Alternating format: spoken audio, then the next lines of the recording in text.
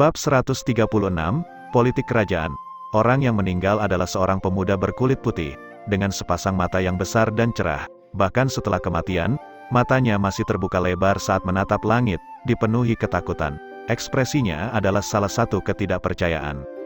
Seolah-olah dia berkata, "Bagaimana ini bisa terjadi padaku?" Sebuah lubang besar tertanam di dadanya, dan darah mengalir keluar, membasahi seluruh tubuhnya. Namun, pukulan fatal itu bukan di sana, melainkan di tenggorokannya. Ada lubang serupa di sana, itu tidak besar, tapi menembus seluruh kerongkongannya. Itu luka pedang, dia dibunuh oleh orang lain, kata Su Chen setelah memeriksa lukanya.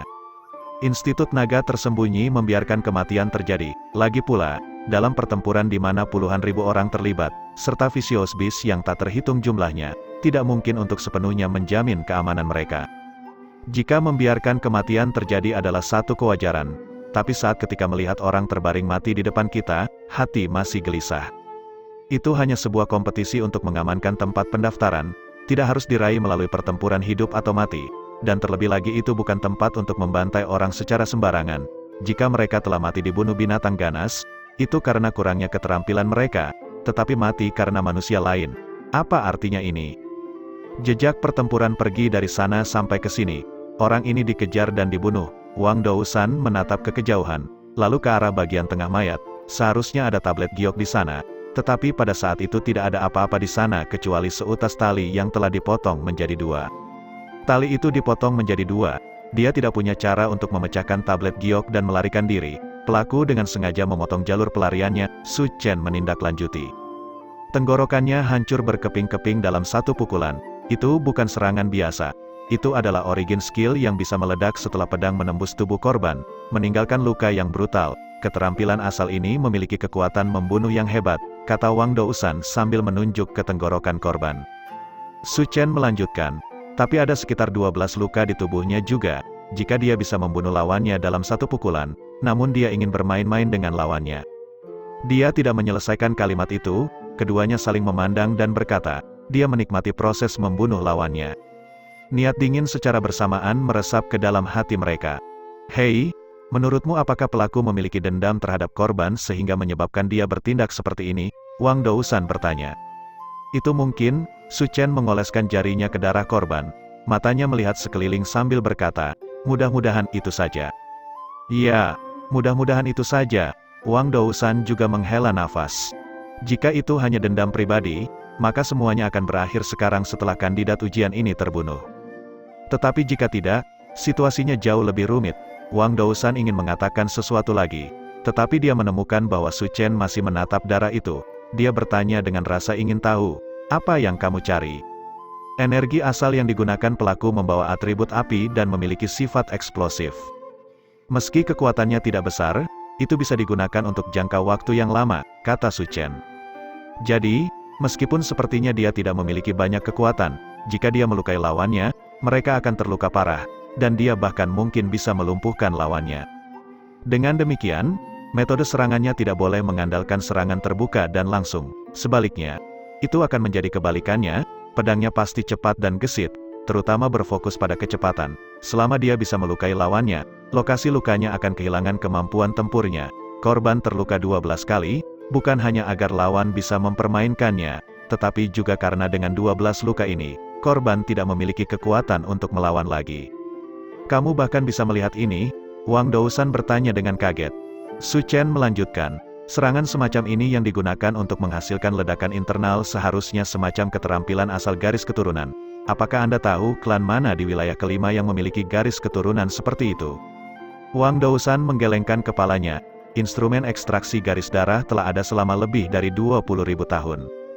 Jika kita berasumsi bahwa setiap tahun, 10 garis keturunan diproduksi, maka akan ada lebih dari 200.000 klan bangsawan garis keturunan hingga saat ini.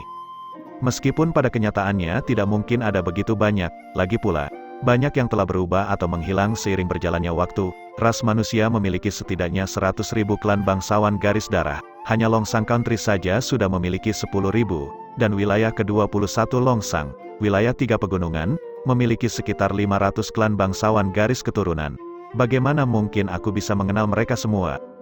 Mendengar nomor yang dikatakan Wang Dousan, Su Chen juga cukup terkejut. Sebenarnya ada begitu banyak klan bangsawan garis keturunan, Northwest City bahkan tidak memiliki satu pun. Saya pikir klan bangsawan garis keturunan cukup langka dan tidak banyak yang tersisa. Wang Dousan tertawa. Kota Northwest apa? Sejujurnya, itu hanya pedesaan. Yang terpenting, itu sangat dekat dengan barisan pegunungan Scarlet, perbatasan ras binatang. Sulit untuk mengatakan kapan Beast Wave akan datang, membanjiri semua pangkalan di sana. Dengan demikian, banyak klan bangsawan garis keturunan tidak mau pergi ke sana, memberi klan tanpa garis keturunan kesempatan untuk bangkit di tempat-tempat itu. Tapi sebagai klan bangsawan garis darah, bukankah seharusnya mereka menjaga perbatasan, melindungi umat manusia? Su Chen berkata dengan sedih. Wang Dousan tertawa. Itulah yang dikatakan. Tapi itu tidak berarti bahwa semua orang bersedia. Dan itu pasti tidak berarti bahwa mereka harus bertindak sebagai korban. Korban? Su Chen menyipitkan matanya. Bagi mereka yang berasal dari klan bangsawan, apakah mereka yang tinggal di dekat perbatasan ras binatang hanyalah sasaran empuk? Wang Dousan menepuk pundak Su Chen. Aku tahu kamu tidak suka mendengar kata-kata ini, tapi inilah kenyataannya. Tempat-tempat seperti perbatasan benar-benar membutuhkan sasaran empuk. Klan bangsawan garis keturunan akan bertempur, tetapi mereka pasti tidak akan menanggung beban banyak korban di garis depan. Mereka hanya akan muncul pada waktu dan tempat yang tepat, hanya dengan melakukan yang terbaik untuk melestarikan kehidupan sarjana Qi asal dari klan bangsawan garis keturunan. Kita dapat melestarikan kekuatan umat manusia. Su Chen mendengus dengan dingin. Dan, waktu yang tepat, ini ditentukan oleh klan bangsawan garis keturunan sendiri. Wang Dousan tertawa. Aku tahu kamu tidak senang dengan ini, tapi sayangnya memang begitu. Anda belum banyak berinteraksi dengan para bangsawan garis keturunan. Setelah Anda masuk ke Institut Naga Tersembunyi dan Anda lebih banyak berinteraksi dengan mereka, Anda akan melihat lebih banyak ketidakadilan. Lebih baik membiasakan diri. Selain itu, Northwest City cukup beruntung. Meskipun pegunungan Scarlet adalah perbatasan antara wilayah manusia dan binatang, ras binatang bukanlah kekuatan utama di lokasi itu, jadi gelombang binatang relatif jarang, dan bahkan jika memang terjadi, biasanya tidak dalam skala besar. Bagi negara Longsang, musuh sejati kita akan selalu menjadi ras ganas, bukan ras hewan. Tempat-tempat yang selalu bertikai dengan ras binatang adalah negara Cloud Rising dan Great Wind Country. Jika Anda memiliki kesempatan untuk pergi ke sana, gelombang binatang itu ulet. Gelombang kecil setiap 3 tahun, gelombang besar setiap 10 tahun. Tidak ada tanda-tanda pemukiman manusia yang dapat ditemukan dalam jarak 500 km dari perbatasan mereka. Tapi mereka tidak memiliki tumbal sebagai alarm peringatan, dan mereka tidak memiliki cara untuk melawan ras hewan di sana. Jadi, mereka harus terus-menerus mengirim orang ke sana. Setiap pesakitan dan semua penjahat dikirim ke sana. Jika tidak ada cukup penjahat, mereka harus mengasingkan rakyat jelata untuk memenuhi tanah tak bertuan. Saya pergi berkunjung sekali, dan situasi mereka adalah apa yang Anda sebut tragedi. Saya berjanji jika Anda pergi, Anda tidak akan bisa makan selama 3 hari. Setiap kali saya diingatkan tentang hal itu pada larut malam, yang saya ingat hanyalah tragedi. Dan mereka tidak memiliki cara untuk mengatasi ras binatang di sana. Jadi, mereka terus-menerus mengusir orang ke sana. Setiap dan semua penjahat dikirim ke sana. Jika tidak ada cukup penjahat, mereka harus mengasingkan rakyat jelata untuk memenuhi tanah tak bertuan.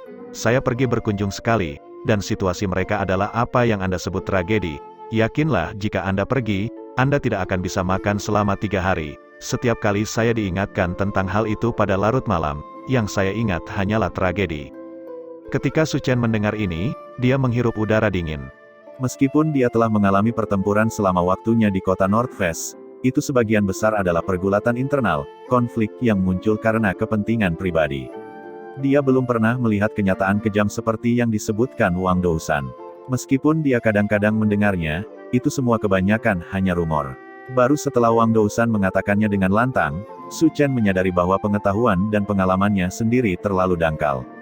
Jadi umat manusia masih memiliki banyak wilayah yang kejam dan tidak berperasaan sampai saat ini. Sebagai perbandingan, pertempuran yang dia lakukan sebelumnya semuanya seperti permainan anak kecil. Tapi meski begitu, apakah itu berarti hanya ada 2 kerajaan yang saat ini berperang melawan ras binatang? Su Chen bertanya. Waktunya berbeda dari sebelumnya, kata Wang Dousan sambil menganggukkan kepalanya. Sebelumnya, ras asal yang mendominasi secara eksklusif, sedangkan ras cerdas sangat lemah. Tapi sekarang, sejak era bintang baru, energi asal di benua primordial telah melemah, dan binatang desolate telah jatuh ke dalam hibernasi, hanya meninggalkan area yang dikendalikan Kaisar Iblis. Ras asal tidak memiliki kekuatan untuk mendominasi di bawah langit, dan ras cerdas muncul, terpecah menjadi klan-klan terpisah. Sejak saat itu, aliansi apapun telah berantakan. Faktanya, tidak pernah ada banyak aliansi. Ras ganas telah menjadi antek dan gembala ras binatang. Jadi bahkan sekarang banyak ras cerdas tidak menganggap mereka sebagai ras cerdas, sebagai gantinya menggabungkan mereka di bawah ras asal. Ras berbulu seperti lalat yang terbang di sekitar makanan. Untuk melawan ras binatang, mereka membantu penjahat melakukan kejahatan dan mengeksploitasi kekuatan ras binatang untuk keuntungan mereka sendiri. Ras roh itu tertutup dan tidak memiliki nenek moyang atau klan, mereka suram dan ganas. Seperti iblis jiwa yang kesepian, dan mereka tidak pernah berperang melawan siapapun. Satu-satunya ras yang tersisa, ras laut, adalah satu-satunya ras yang bisa berteman. Tetapi karena idiot itu, Kaisar Sejahtera, mereka pada akhirnya menjadi musuh juga, dan mereka tidak pernah berperang melawan siapapun. Terbukti, kata-kata Wang Dousan tidak dibuat-buat pada saat itu. Sebaliknya, dia telah diajari tentang ini sejak lama, jadi dia bisa berbicara dengan lancar. Jadi pada akhirnya kita semua berjalan di jalur musuh, Su Chen bertanya. Long Sang Country terutama berselisih dengan ras ganas, tapi bagaimana dengan yang lain? Negara Liaoye berselisih dengan ras berbulu, negeri burung hantu berselisih dengan ras roh, dan negeri kemilau air berselisih dengan ras laut, masing-masing mencoba merebut wilayah satu sama lain dan mempertahankan wilayah mereka sendiri, jawab Wang Dousan. Masih ada gunung kosong? Su Chen bertanya. Negeri pegunungan kosong? Wang Dousan memiringkan kepalanya ke belakang dan tertawa keras. Mereka tidak berselisih dengan ras binatang atau 4 ras cerdas lainnya. Lalu dengan siapa mereka berselisih? Wang Dousan, bagaimanapun, berhenti berbicara. Dia menatap langit di atas kepalanya untuk waktu yang lama sebelum berkata, politik kerajaan bukanlah sesuatu yang orang-orang seperti kita untuk diketahui dan dipelajari. Jika kita memiliki waktu luang untuk membahas hal-hal ini, kita mungkin harus melihat apakah ada petunjuk lain yang ditinggalkan pelaku. Bab 137, Pelaku. Saat mereka mengikuti jejak pertempuran, tidak butuh waktu lama sebelum mereka menemukan mayat lain. Kedua mayat itu menunjukkan banyak kesamaan. Keduanya menerima banyak luka pedang, tenggorokan mereka meledak, tablet giok mereka dipotong, dan kematian mereka tragis. Mereka tidak terlihat seperti pembunuhan balas dendam, gumam Su Chen pada dirinya sendiri. Mungkin ada 2 orang yang dia dendam, kata Wang Dousan sambil menelan ludah. Dia cukup beruntung, bertemu mereka begitu dekat satu sama lain. Su Chen terus mengikuti jejaknya. Dengan sangat cepat, mereka menemukan mayat lain yang dibunuh dengan cara yang sama. Korban terluka di semua tempat yang sama. Wang Dousan tidak bisa lagi menolak, bajingan. Apakah orang ini gila? Dia baru saja membunuh orang yang ini. Ekspresi Su Chen juga jelek. Apakah Institut Naga Tersembunyi membiarkan kejadian semacam ini? Itu sulit dikatakan. Kamu juga tahu bahwa kecelakaan akan selalu terjadi saat orang berkelahi. Tapi ini bukan kecelakaan, pertanyaannya adalah, siapa yang membuat interpretasi? Ada beberapa orang yang tidak bisa mengendalikan keterampilan asal mereka, dan setiap kali mereka dilepaskan seseorang harus mati. Wang Dousan menjawab, cekikikan. Setelah melihat senyum si gendut, hati Su Chen tersentak. Kamu tidak tampak terlalu terkejut. Wang Dousan tertawa muram. Aku sudah melihatnya terlalu sering. Terlalu sering melihatnya, alis Su Chen menyusut. Oh, pepatah lama adalah yang terbaik. Seseorang boleh membawa senjata tajam, tetapi niat membunuh datang dari hati. Jika seseorang memiliki kekuasaan atas hidup orang lain, akan selalu ada pihak yang ingin menampilkan dan menggunakan kemampuan tersebut. Ada juga beberapa orang yang hanya menikmati pembunuhan, yang menikmati sensasi memiliki nyawa seseorang di tangan mereka. Aku mengerti itu. Apa yang saya katakan adalah, mengapa Hidden Dragon Institute tidak mengendalikan hal-hal ini? Karena sulit bagi mereka untuk mengendalikannya, jawab Wang Dousan. Kamu juga melihat apa yang menyebabkan ledakan internal. Keterampilan asal garis darah, Wang Dousan menganggukkan kepalanya. Itu juga bukan sembarang origin skill. Mereka dengan garis keturunan campuran tidak dapat dengan mudah mencapai tingkat kekuatan ini. Menyiratkan bahwa bajingan ini pasti bagian dari klan bangsawan garis keturunan. Jadi mereka bisa menyebut kematian ini sebagai kecelakaan, dan tidak akan ada dampak besar. Su Chen bertanya dengan marah. Tentu saja mereka tidak akan sepenuhnya bebas dari hukuman. Mereka akan disiplinkan, namun, mereka pasti tidak akan mati. Hanya sedikit disiplin, Su Chen sangat tidak percaya. Wang Dousan tertawa keras. Karena mereka disebut klan bangsawan, itulah satu-satunya hal yang membedakan mereka dari orang lain adalah nama mereka. Su Chen berhenti, ya, oleh karena itu mereka disebut klan bangsawan. Masyarakat memiliki tingkat status sosial yang berbeda, di atas adalah klan bangsawan, lalu klan rumah tangga, dan terakhir adalah rakyat jelata. Teringat kembali ketika Lan Zi melakukan dosa, Su Chen memerintahkan tebing besi untuk memukulinya sampai mati. Apakah kematiannya terjadi hanya karena dia telah melakukan dosa? Tidak, tidak sama sekali, itu karena Su Chen berada pada status di mana dia memiliki otoritas. Dia bisa menghukumnya dengan kematian tanpa menerima banyak reaksi. Tidak masalah siapa yang benar, dan siapa yang salah, itu hanyalah alasan yang wajar, bahkan motivasi, sesuatu yang tidak bisa diandalkan. Hanya ada dua hal yang bisa kau andalkan, status dan peringkat sosial. Tentu saja, Su Chen dapat percaya bahwa setiap orang yang dia bunuh adalah karena pihak lain memiliki beberapa aspek yang pantas untuk mati, atau mungkin, dia hanya bertindak membela diri. Tetapi tidak setiap orang dibatasi oleh etika, selalu ada orang yang bisa meletakkan semua beban di hati mereka, serta batasan etika apapun, dan bertindak sesuka hati. Tanpa diragukan lagi, pemandangan di depan mata mereka berasal dari ini. Seseorang menggunakan ujian sebagai dalih untuk membunuh orang, menurut Wang Dousan, tidak aneh jika hal ini terjadi. Tidak heran Zhao Yu mengatakan bahwa para kontestan akan menghadapi bahaya selama ujian, mungkin mereka sudah memahami ini sejak awal. Jadi intinya, selama orang yang mereka bunuh bukan anggota klan bangsawan garis keturunan, dia tidak akan dituntut, Su Chen bertanya.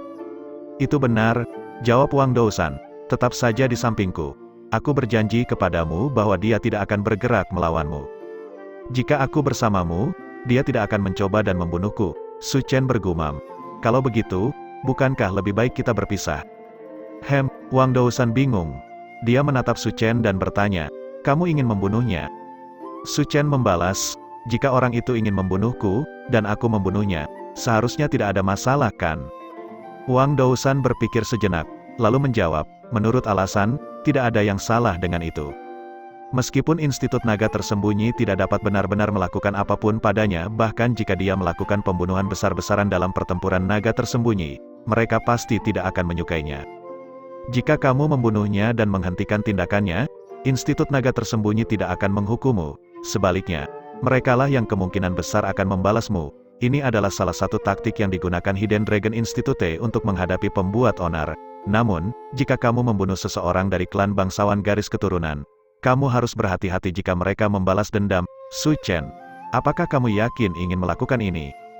Wajah Su Chen tanpa ekspresi saat dia berkata, aku tidak berencana melakukan apapun. Aku hanya ingin jalan-jalan sendiri sebentar. Ketika Wang Dousan melihat ekspresinya yang tegas dan tak tergoyahkan, dia akhirnya mengerti. Jika itu orang lain, mungkin mereka akan memohon dengan getir kepada Su Chen. Lagi pula, tim yang hebat sulit didapat, dan sayang untuk mengakhirinya di sini.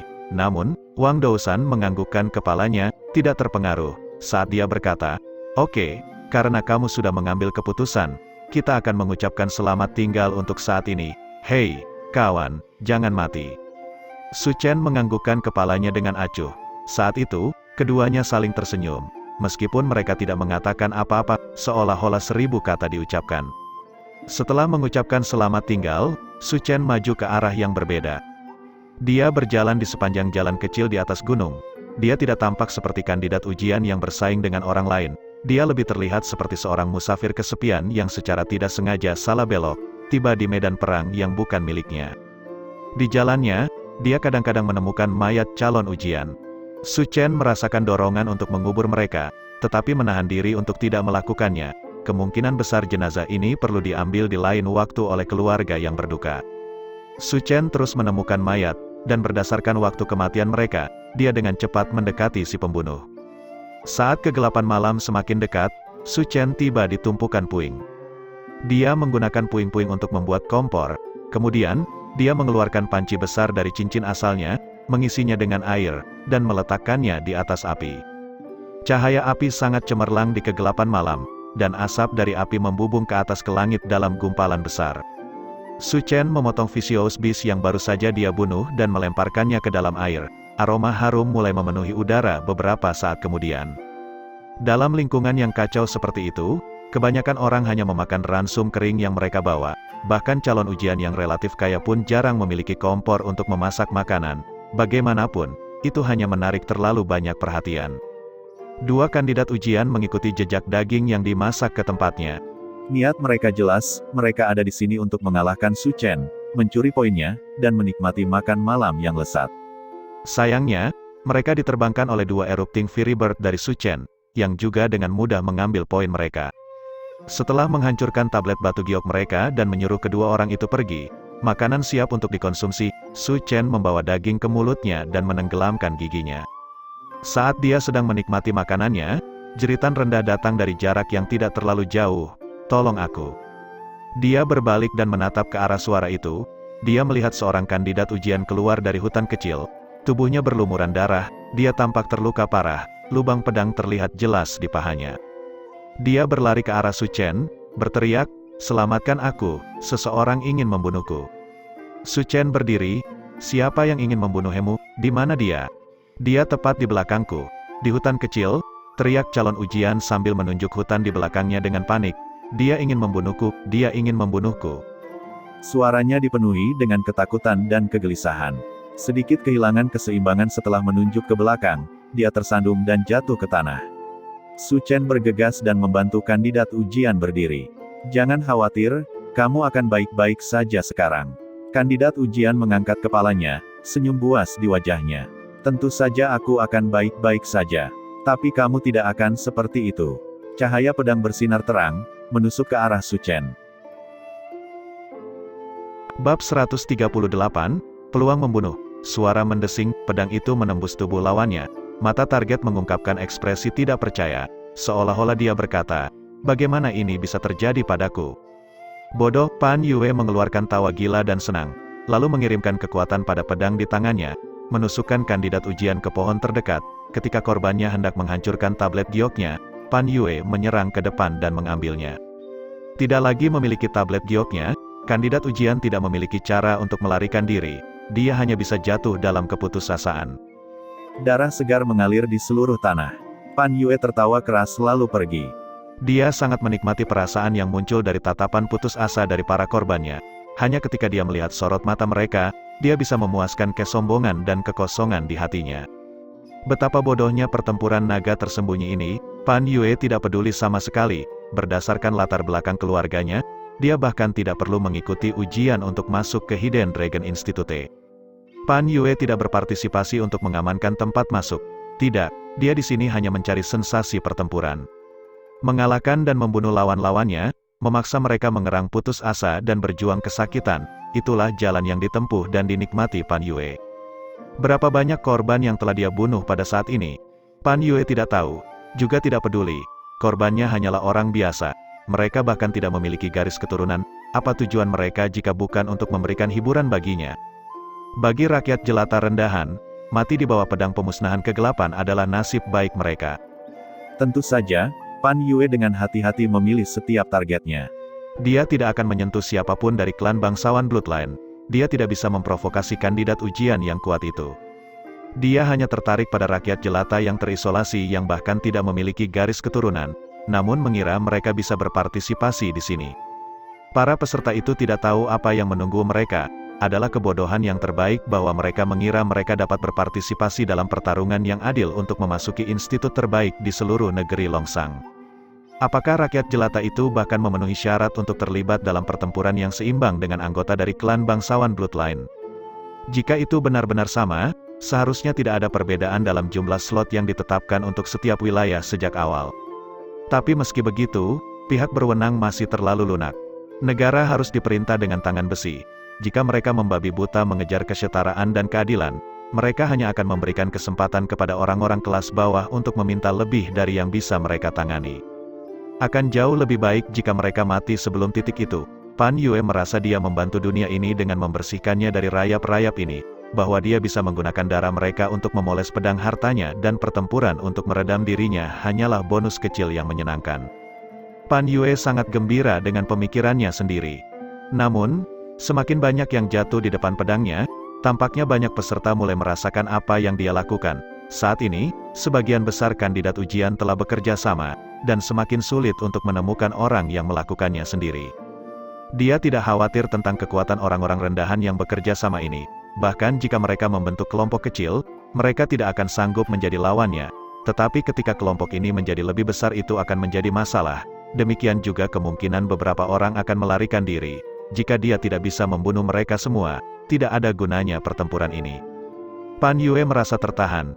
Dia hanya bisa mengutuk dengan keras pada kandidat ujian saat dia mencari target berikutnya. Gumpalan asap muncul di kejauhan, menarik perhatian Pan Yue. Ada seseorang yang berani menyalakan api dan memasak saat ini.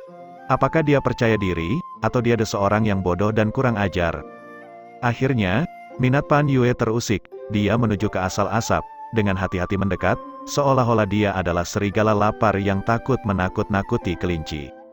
Ketika sosok seorang pemuda di dekat tumpukan puing muncul di depan mata Pan Yue, senyum terbentuk di wajahnya. Luar biasa, aku menemukan orang biasa lain, dan dia tidak memiliki garis keturunan. Surga benar-benar memandangku dengan baik. Lokasi yang dipilih orang ini cukup bagus. Dia telah menyalakan api di atas tumpukan batu, dan sekitarnya sangat kosong. Tidak ada tempat untuk menyergapnya. Nyatanya, Pan Yue bahkan tidak bisa mendekat tanpa ketahuan. Jika pria itu menemui lawan yang tidak bisa dia kalahkan, dia bisa langsung menghancurkan tablet batu gioknya dan melarikan diri. Sepertinya alur penalaran inilah yang memberinya kepercayaan diri untuk menyalakan api selama ujian masuk ini. Tetapi apakah keamanan benar-benar terjamin hanya dengan pemikiran ini? Pan Yue tertawa dingin saat dia menghunus pedangnya dan menyejajarkannya dengan dadanya. Pan Yue hendak bergerak ketika sebuah ide muncul di kepalanya. Dia mengarahkan pedang ke pahanya sendiri, memejamkan mata, dan bergumam, jika aku ingin mencapai sesuatu yang hebat, aku harus cukup tangguh. Aku harus keras terhadap musuhku dan diriku sendiri. Berat, anggap dirimu beruntung. Aku akan menggunakan kinerja yang brilian untuk mengirimmu ke kematian. Saat pikiran ini melintas di benaknya, Pan Yue tidak bisa mencegah seluruh tubuhnya gemetar. Itu adalah rangsangan dari kegembiraan dan antisipasi perburuannya. Suara mendesing, dia memukul pahanya sendiri dengan pedang. Origin energi meledak di bawah Dark Extinction Sword, meninggalkan lubang besar berdarah. Rasa sakit menyebabkan wajah Pan Yue berkerut, tetapi jantungnya berdebar kencang. Dia menghirup udara dingin, lalu tertawa aneh dan kejam. Haha, domba kecilku, aku datang. Saat berikutnya, dia keluar dari hutan, berteriak keras, tolong saya. Dia terlatih-tatih menuju kandidat ujian, bodoh. Pan Yue memasang aksi yang indah, menunjukkan ekspresi teror murni sambil berteriak dan memohon bantuan. Bagaimanapun, lukanya nyata, dan rasa sakitnya juga. Namun, dia tertawa di dalam hatinya, tertawa gila. Idiot itu benar-benar datang. Dia sangat menahan keinginan untuk tertawa saat dia tersandung ke tanah sebelum pihak lain mendapatkannya. Pada saat yang sama, dia diam-diam mengambil belati yang telah disiapkan sebelumnya. Si idiot memang menawarkan bantuannya untuk mengangkatnya. Dia berkata, jangan khawatir, kamu akan baik-baik saja sekarang. Pan Yue dengan bersemangat menjawab, tentu saja aku akan baik-baik saja. Tapi kamu tidak akan seperti itu. Saat kata-kata ini keluar dari mulutnya, dia menarik keluar belati itu. Dia menyerang, dan saat dia melakukannya, dia merasakan sedikit perlawanan dari pisau tajam yang memasuki tubuh si idiot. Dia merasakan kegembiraan menjalari tubuhnya. Meski begitu, sensasi itu belum sepenuhnya tiba ketika benar-benar tertahan, seolah-olah seseorang telah mencengkeram lehernya. Itu tidak mungkin meleset. Pan Yue menemukan dengan kaget bahwa belatinya telah mengiris udara tipis. Udara tipis, Pan Yue membuka matanya lebar-lebar karena terkejut. Dia melihat sebuah tangan diletakkan di pergelangan tangannya sendiri, mendorongnya sedikit ke samping. Dorongan lembut ini menyebabkan tikamannya kehilangan arah, benar-benar mengiris melewati bayangan pihak lain. Bagaimana ini bisa terjadi? Pan Yue ketakutan. Sebuah suara terdengar di sebelah telinganya. Jadi itu kamu? Apa? Pan Yue tahu bahwa situasinya tidak terlihat baik. Dia ingin mundur. Tapi dia masih di tanah, tubuhnya melengkung seperti busur, saat dia menggunakan seluruh kekuatannya untuk menikam lawannya. Dari posisi ini dia tidak bisa menerapkan kekuatan ledakan apapun, membuatnya tidak punya waktu untuk beradaptasi sebelum dia merasakan tinju yang berat menghantam wajahnya. Tidak, Pan Yue menjerit aneh. Dia membanting tangannya ke tanah dan melompat ke udara seperti ikan yang gesit.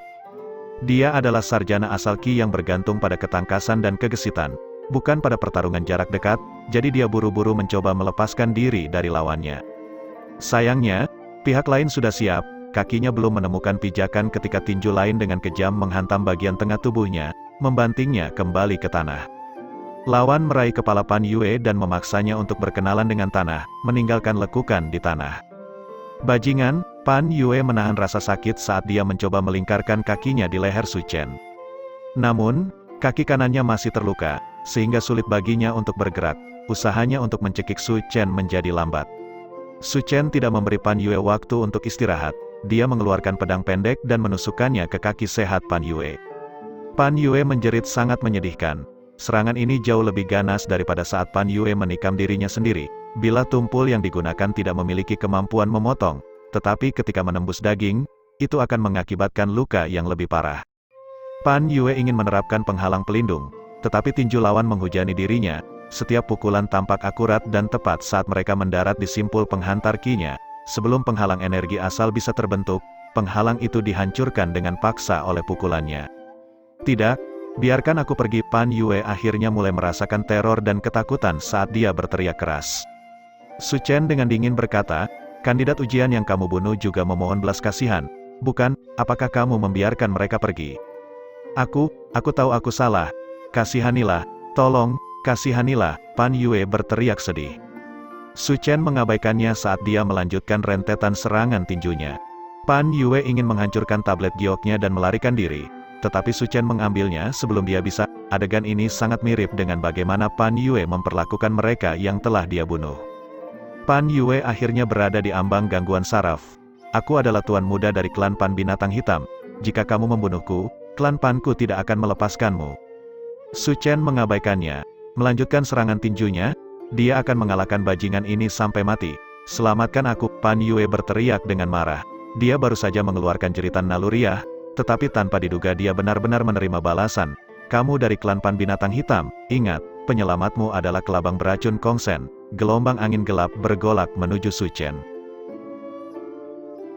Bab 139, Kelabang Racun. Su Chen menyerbu ke depan saat suara itu mencapai telinganya. Kecepatannya mencapai titik ekstrim. Dia berbalik untuk menghadapi lawan baru tanpa melambat. Sekarang terbang mundur. Pada saat yang sama, dia menyerang dengan 18 serangan telapak tangan. Angin telapak tangan dari serangan terdengar seperti guntur saat mereka terbang di udara. Awan hitam itu dengan paksa dihentikan oleh angin telapak tangan Su Chen. Itu tidak bisa dekat dengannya sama sekali. Ini adalah manfaat dari origin skill kontemporer. Meskipun Thunder Blade tidak memiliki banyak kekuatan, itu bisa digunakan baik untuk menyerang maupun bertahan. Saat angin telapak tangan melonjak ke depan, itu terdengar seperti guntur, mencegah awan hitam maju. Su Chen mengambil kesempatan untuk menerapkan penghalang sihir pada dirinya sendiri sebelum melihat orang yang menyergapnya. Yang dihadapi adalah seorang pemuda berpakaian hijau. Ki hitam pekat berputar-putar di sekitar wajahnya. Tatapannya dipenuhi dengan keterkejutan. Kamu benar-benar menghindari miasma 5 racunku. Kamu memang memiliki beberapa kemampuan. Pan Yue mengambil kesempatan ini untuk berdiri. Beberapa saat sebelumnya, dia dengan getir memohon belas kasihan. Tapi sekarang niat membunuh yang kental terlihat di wajahnya. Kamu berani tidak menghormatiku seperti itu? Aku tidak bisa melepaskanmu. Mati. Pan Yue menusuk dengan pedangnya ke arah Su Chen. Ketika pemuda berbaju hijau melihat pemandangan ini, dia mengerutkan bibirnya. Bodoh. Meskipun serangan pedang ini ganas, Pan Yue tidak bisa bergerak bebas dengan kakinya yang terluka. Dia memiliki niat membunuh, tetapi tidak memiliki keterampilan atau kekuatan untuk melakukannya. Su Chen dengan santai melangkah ke samping, menghindari serangan pedang. Pada saat yang sama, dia membenturkan lututnya ke bagian tengah tubuh Pan Yue. Su Chen bahkan tidak perlu menggunakan tinjunya untuk melempar Pan Yue kembali ke tanah. Faktanya, dia bahkan tidak melirik Pan Yue, matanya malah tertuju pada pemuda berpakaian hijau itu. Bajingan, Pan Yue menggertakkan giginya saat dia mencoba merangkak berdiri. Namun, sebelum dia berdiri, dia disambut oleh tendangan terbang lain yang ditujukan, kali ini mengenai kepalanya. Su Chen memberikan kekuatan nyata di balik tendangan ini. Bahkan jika Pan Yue tidak mati, dia akan terluka parah. Saat tendangan mendarat di kepala Pan Yue, orang berpakaian hijau itu tiba-tiba memberi isyarat. Seberkas cahaya hitam melesat ke arah Su Chen. Aku tidak mengizinkanmu untuk membunuhnya. Su Chen memutar tubuhnya dan menghindari serangan itu. Pemuda berpakaian hijau sudah tiba di depan Pan Yue, mengirimnya terbang menjauh dengan tendangan. Minggir dari sini, apa yang kamu coba lakukan? Ingin dirimu terbunuh? Saat dia berbicara dengan Pan Yue, tangannya dengan cepat bergerak di udara, berubah menjadi ribuan hembusan angin telapak tangan. Garis-garis angin telapak tangan yang berbau kuat dan beracun ditembakkan ke arah Su Chen. Dia tidak menerima julukannya, kelabang racun, dari garis keturunannya, tetapi karena kemahirannya dalam teknik telapak tangan ini yang membuatnya tampak memiliki 1000 tangan dan kaki. Selain itu, dia memiliki tangan yang sangat beracun, membuat skill itu semakin mematikan. Telapak tangan beracun memaksa Su Chen mundur. Pan Yue telah disingkirkan dari pertempuran setelah ditendang oleh Kong Sen. Dia memelototi Su Chen dengan ekspresi beracun dan penuh kebencian, lalu melirik Kong Sen. Dia tahu dia tidak bisa berpartisipasi dalam pertempuran ini lagi. Sebaliknya, dia berbalik dan melarikan diri. Melihat sosok Pan Yue yang terluka lemas, Su Chen tidak marah. Sebuah tawa keluar dari mulutnya, dan dia berkata, "Kamu benar-benar mengira dia akan ingat apa yang kamu lakukan untuknya. Kamu mengusirnya." Dari ekspresinya, sepertinya dia membencimu juga. Selalu saja ada orang yang tidak mengerti cara bersyukur. Kong Sen tertawa jahat. Apakah kamu benar-benar berpikir aku tidak bisa melihat sampah macam apa dia? Aku tidak membutuhkan rasa terima kasihnya. Yang saya butuhkan hanyalah dia menjadi boneka yang patuh. Kamu benar-benar berpikir dia akan mendengarkanmu? Kamu pikir aku baru saja menendangnya secara acak? Dia diracuni sekarang, Kong Sen berkata dengan gembira. Tapi cukup tentang dia, bagaimana denganmu? Bukankah kamu membenciku? Lagi pula, akulah yang merusak rencanamu untuk membunuhnya. Su Chen dengan santai menjawab, kamu sudah bilang kamu membantuku meracuninya. Mengapa aku peduli? Kong Sen tertawa, racunnya tidak akan berakibat fatal. Itu hanya mencegahnya menggunakan origin energi, dan meninggalkan aroma yang berbeda, membuatnya mudah bagiku untuk mengejarnya. Bagaimana? Kecewa? Aku sudah mengira, aku mencium sesuatu yang aneh di udara, kata Su Chen. Karena itu masalahnya, aku hanya perlu membunuhmu dan kemudian mengikuti baunya untuk melacaknya, kan? Haha, sekarang aku semakin tidak peduli. Keduanya tidak pernah berhenti bertukar pukulan selama percakapan mereka. Seorang penonton mungkin mengira mereka adalah dua anak laki-laki yang bertengkar, tetapi pada kenyataannya, serangan mereka ditujukan ke jantung. Keduanya berusaha menyalakan api amarah pada lawan mereka untuk mengganggu keadaan pikiran mereka. Su Chen melakukannya dengan menyebut Pan Yue tidak tahu berterima kasih. Sementara Kong Sen mengejek Su Chen karena gagal membunuh Pan Yue sebelum dia berbalik dan melarikan diri. Namun, tidak ada pihak yang berhasil. Mereka telah menemukan lawan setara, baik dalam hal kekuatan maupun kecerdasan. Kong Sen menyerang dengan sekitar 10 serangan telapak tangan berturut-turut saat dia tertawa terbahak-bahak. Apakah kamu pikir aku hanya berbicara denganmu untuk bersenang-senang? Kamu pasti bunuh diri, membual di depan kelabang racun, jatuh untukku. Sementara dia berbicara, dia berkonsentrasi penuh pada telapak tangannya, gas menyengat keluar dari telapak tangannya. Memang, tubuh Su Chen bergetar beberapa kali, dan gelombang ki hitam menyapu wajahnya. Wajah Su Chen menunjukkan ekspresi tidak percaya. Gerakannya menjadi semakin dangkal saat dia mencoba mundur, langkahnya yang tergesa-gesa menjadi goyah dan sepertinya dia akan jatuh kapan saja. Kong Sen terkikik kegirangan. Kau tahu, aku sudah memberitahumu untuk patuh padaku, tapi kau tidak mendengarkan. Telapak tangan terbang ke arah dada Su Chen. Saat telapak tangan menemukan targetnya, Kong Sen tiba-tiba merasakan sedikit keraguan muncul di hatinya. Dia yakin dengan kekuatan miasma 5 racunnya, tetapi sarjana asal Qi bukanlah orang biasa. Mereka memiliki metode alami untuk menetralkan racun yang masuk ke tubuh mereka. Racunnya pada akhirnya akan berhasil, tetapi racun itu bekerja dengan sangat efisien pada Su Chen. Terlalu efisien. Mengapa ki hitam muncul begitu cepat di wajahnya? Sesuatu yang salah. Alarm di hatinya berbunyi, menandakan bahaya yang akan datang. Dia dengan cepat mengambil tangannya, lalu menatap Su Chen, yang mengangkat kepalanya dan dengan tenang tersenyum. Perhatian Kong Sen tertuju pada burung api yang muncul di tangan Su Chen sebelum melesat ke arahnya. Burung api itu tampak kecil dan sederhana, tetapi setiap serat Kong Sen merasa terancam olehnya. Dia terbang ke udara dengan teriakan aneh, meningkatkan kecepatannya hingga batas ekstrimnya. Dia disebut kelabang racun karena dia seperti memiliki 1000 tangan dan kaki. Serangannya cepat, seperti dia bergeser dengan kecepatan tinggi, dan Fury Bird itu melesat melewati bahunya. Kong Sen baru saja akan menghela nafas lega saat melihat Su Chen sedang menatapnya dengan senyuman yang bukan senyuman. Dia tahu bahwa situasinya akan menjadi buruk, dia cukup pandai beradaptasi dengan situasi, dan pada saat itu dia bereaksi dengan benar. sebuah penghalang sihir terbentuk di sekelilingnya, melindungi tubuhnya. Dengan boom, burung api itu menghantam Kong Zhen dari belakang, penghalang hancur, dan Kong Zhen dikirim terbang saat dia memuntahkan seteguk darah. Orang ini juga bisa menerima pukulan, meskipun dia masih linglung karena luka-lukanya dan terbang di udara. Dia melambaikan tangannya, dan segerombolan tawon beracun muncul dan terbang menuju Su Chen. Su Chen baru saja menggunakan Erupting Fury Bird beberapa saat yang lalu. Setelah melihat segerombolan tawon beracun terbang ke arahnya, dia mengeluarkan sebuah item. Sebuah kendi anggur, tepatnya, dia melemparkannya ke arah kawanan tawon beracun. Kendi anggur yang meledak tidak sekuat Erupting Fury Bird, tetapi itu mempengaruhi area yang jauh lebih luas. Jika Erupting Fury Bird adalah serangan satu target, kendi anggur yang meledak sangat kuat untuk menjatuhkan banyak musuh. Ledakan yang mengikuti menghancurkan tawon beracun yang tak terhitung jumlahnya.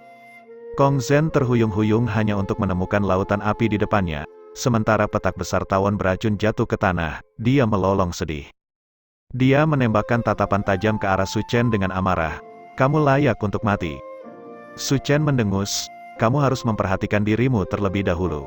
Su Chen hendak bergerak, ketika tubuhnya bergoyang dan kakinya melunak. Namun, kali ini dia tidak berpura-pura. Kong Zhen berteriak kegirangan, "Jadi kamu diracuni?" "Ya."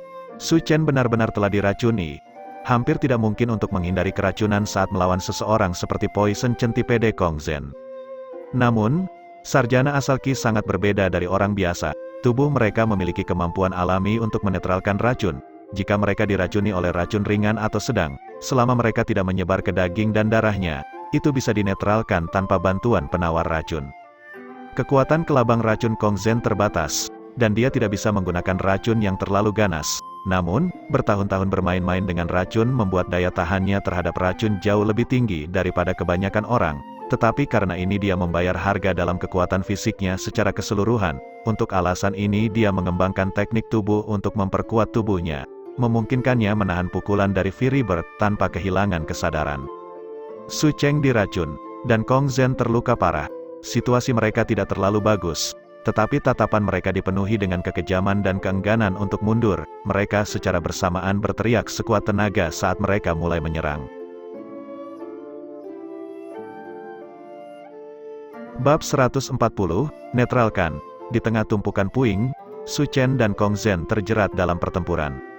Fury Bird meletus versus miasma 5 racun. Langkah kabut berliku versus 1000 kaki bayangan. Pedang guntur versus tepi berbulu. Mata jiwa versus serangan tanpa bentuk. Teknik tubuh angin mengalir versus teknik tempering tubuh klan Kong. Sulit untuk menentukan siapa di antara keduanya yang diuntungkan. Kadang-kadang, kabut hitam atau ledakan merah cemerlang akan muncul, menimbulkan awan asap. Semakin banyak Kong Zhen bertarung, semakin dia terkejut. Dia menatap Su Chen dengan ekspresi tidak percaya saat dia berteriak dengan nyaring, "Kamu bukan dari klan bangsawan Bloodline, bagaimana kamu bisa memiliki kecakapan tempur yang begitu hebat?" Su Chen mendengus, tapi dia tidak berbicara. Dari kurangnya respon, Kong Zhen menyimpulkan apa yang sedang terjadi. Dia dengan lantang berkata, "Kamu telah diracuni olehku. Namun kamu masih berani melawanku alih-alih mencari tempat untuk mengeluarkan racun. Saat racun menyerang jantungmu, semuanya akan terlambat. Bukan aku yang membunuhmu, kamu hanya mencari kematian." Su Chen akhirnya membuka mulutnya. Bukankah ini hanya salah satu kecelakaan yang pasti terjadi selama Hidden Dragon Battle?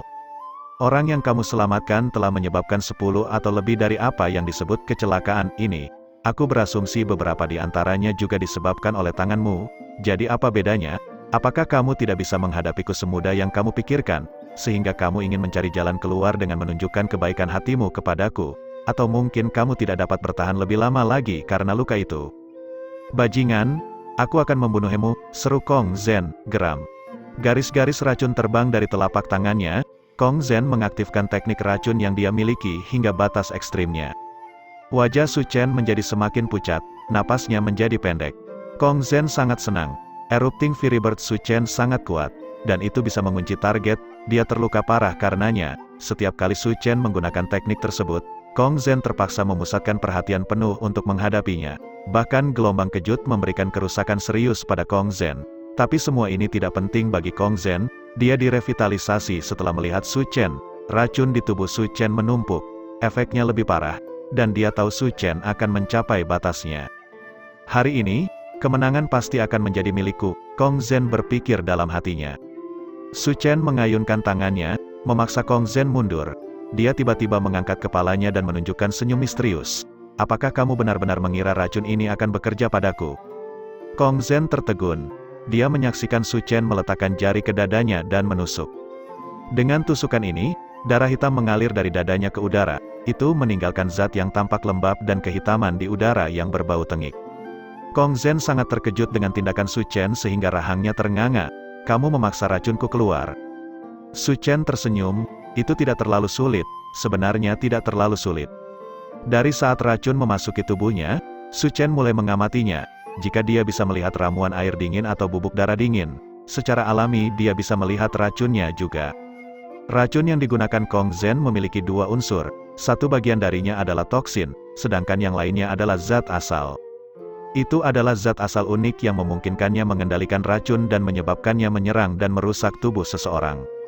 Karena dia berada di tengah pertempuran, Su Chen tidak mungkin menguji herbal mana yang bisa menyembuhkan racun itu. Tetapi karena zat asal racun itu, dia bisa menerapkan energi asal ke dalamnya, memberinya metode untuk menetralisirnya.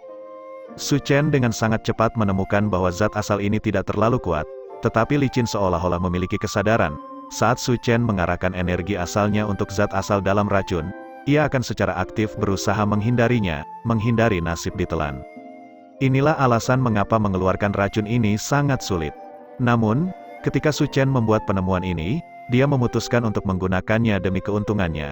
Alih-alih dengan paksa berusaha mengeluarkan racun, dia mengalihkan energi asalnya melalui 8 urat energi asalnya kecuali 1. Seperti ini, dia mengumpulkan zat asal di satu lokasi. Su Chen membuatnya terlihat seperti berjalan-jalan di taman, tapi sebenarnya tidak sesederhana itu. Ada banyak detail yang harus dia perhatikan secara khusus. Jika mata Su Chen tidak memiliki kemampuan untuk melihat sesuatu pada tingkat mikroskopis, kecil kemungkinan dia bisa mencapainya. Dengan sebagian besar racun terletak di satu posisi, dia menggunakan jarinya dan membuat sayatan di sana, mengeluarkan kumpulan besar racun. Meskipun masih ada beberapa sisa di tubuhnya, setelah sebagian besar hilang, jumlah yang tersisa tidak perlu dikhawatirkan. Kong Zhen tidak mengantisipasi bahwa Su Chen akan memiliki taktik seperti itu. Dia tertegun di tempat. Tanpa racun yang merusak tubuhnya, Su Chen tampak jauh lebih energik. Taktik apa lagi yang kamu miliki? Dia menyerang racun yang dilepaskan Kong Zhen. Kong Zhen ketakutan sampai jiwanya akan meninggalkan tubuhnya. Berhenti, kamu telah memenangkan pertempuran ini. Apa yang menyambutnya adalah serangan telapak tangan yang ganas, membawa gemuruh guntur seolah-olah kilat menyambarnya. Itu menghantam tubuhnya, membuatnya terbang. Kong Zhen memuntahkan seteguk besar darah, tidak bisa merangkak berdiri. Melihat Su Chen mendekat, dia panik. Dalam upaya terakhir dia mencoba melarikan diri sambil berteriak, "Jangan bunuh aku tidak seperti orang itu. Aku tidak membunuh orang untuk hiburan." Kamu tahu dia membunuh orang untuk hiburan, namun kamu masih menyelamatkannya. Su Chen menutup jarak selangkah demi selangkah.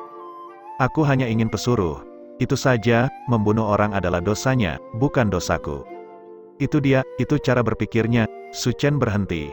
Dia diam-diam menatap Kong Zhen. Kong Zhen ketakutan karena semua hal yang bisa dilakukan Su Chen kepadanya melintas di benaknya. Namun dia tidak bisa membedakan langkah musuhnya selanjutnya. Dengan ketakutan dia menatap Su Chen.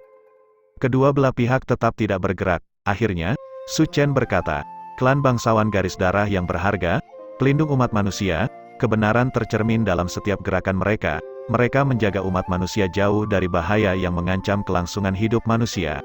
Hari ini, saya menyaksikan dan mengalaminya, dan akhirnya saya memahami sifat asli mereka." Meskipun dia tidak berbicara dengan keras, setiap kata penuh dengan kekuatan. Hati Kong Zhen bergetar sebagai tanggapan. Su Chen tiba di sebelah Kong Zhen. Dia meletakkan kakinya di dada Kong Zhen dan berkata, "Klan bangsawan garis darah seperti milikmu meninggalkan rasa tidak enak di mulutku. Tapi jangan khawatir, aku tidak akan membunuh Hemu. Ada seseorang yang bahkan lebih menjijikkan darimu yang harus aku urus. Aku tidak bisa membiarkanmu pergi begitu saja. Harga yang harus dibayar untuk campur tangan dalam urusanku. Biarkan saya memberi Anda sedikit pelajaran." Kong Zhen menutup matanya, ketakutan akan apa yang akan terjadi padanya. Namun, rasa sakitnya tidak kunjung datang dan ketika dia membuka matanya, dia melihat Su Chen sedang menulis sesuatu di selembar kertas. Secarik kertas diamankan ke tubuhnya sebelum Su Chen mengirimnya kembali ke awal ujian masuk dengan menghancurkan tablet gioknya. Dalam sekejap mata, Kong Zhen dikirim keluar dari tempat ujian, kembali ke alun-alun pintu masuk. Banyak kandidat ujian yang tersingkir masih berkumpul di sini. Kong Zhen terkejut sekaligus marah, bajingan ini benar-benar menghancurkan tablet gioknya, menyebabkan dia kehilangan kesempatan untuk memasuki Institut Naga Tersembunyi. Apakah ini seharusnya menjadi pelajaran yang akan dia ajarkan padaku? Bajingan, kamu terlalu meremehkanku. Apakah Anda benar-benar berpikir saya tidak punya cara lain untuk memasuki institut? Kamu berani memprovokasi keluarga Kongku. Aku akan memberimu sesuatu untuk dipikirkan. Kong Zhen tiba-tiba menemukan bahwa orang-orang di sekitarnya menunjuk ke arahnya, saling berbisik seolah-olah mereka sedang mendiskusikan sesuatu. Dia tertegun sejenak, lalu menundukkan kepalanya dan menemukan secarik kertas yang menempel di tubuhnya. Ini, Kong Zhen tiba-tiba merasakan gelombang kegelisahan menyapu dirinya. Dia menarik selembar kertas dan hampir pingsan setelah membaca isinya. Tertulis di atas kertas adalah metode komprehensif dan terperinci yang digunakan Su Chen untuk menetralkan miasma 5 racunnya. Ini termasuk sifat dan atribut unik dari miasma 5 racun, serta beberapa faktor yang memerlukan perhatian khusus saat menetralkannya. Kelabang racun adalah kelabang racun terutama karena kekuatan racunnya. Hari ini, miasma 5 racunnya telah dinetralkan, memotong sebagian besar kekuatannya. Bagaimana mungkin dia masih menyebut dirinya Poison Centipede?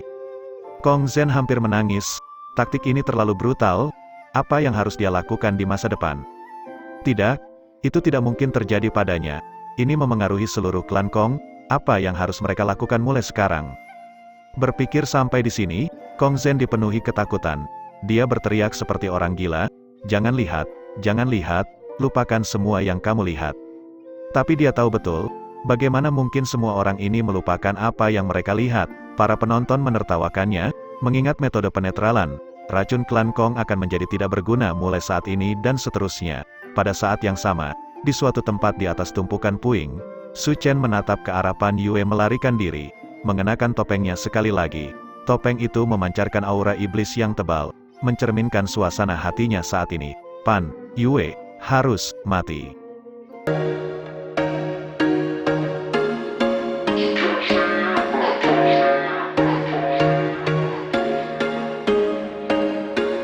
There was once a day that I would pray for you. I'd go and misbehave just so you'd notice too. Sneaking looks up and down from across the room. And damn, what a hell of a